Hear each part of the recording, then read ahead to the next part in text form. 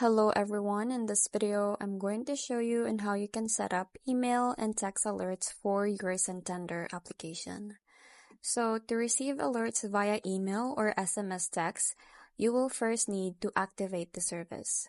So you have to add a valid email address or a contact number that you would like to use, and also you have to accept the terms and conditions of the feature. Now, to activate alerts, first just log into your account. Now, from the navigation menu under Alerts, you have to select Manage Alerts and then just click on Activate. So the result on that is that the alert delivery option details screen displays.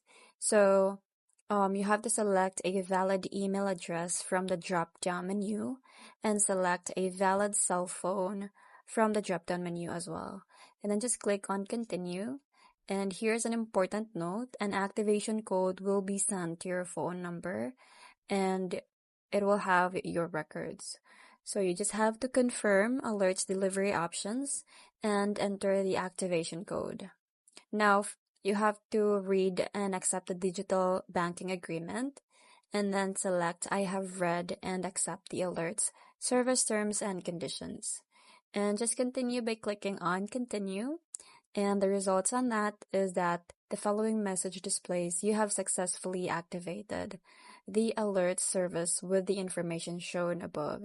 So please, in order to start using the service, you will need to set up your alerts. So press on Manage Alerts button to continue. Now the result is that Manage Alerts will display on the screen.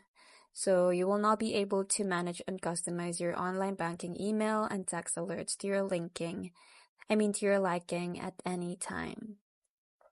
So to manage the alerts, you have to go to the navigation menu, and then under alerts, you have to select Manage Alerts.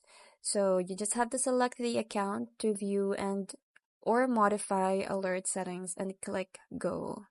Now, once you click on that, select the alerts that you wish to enable.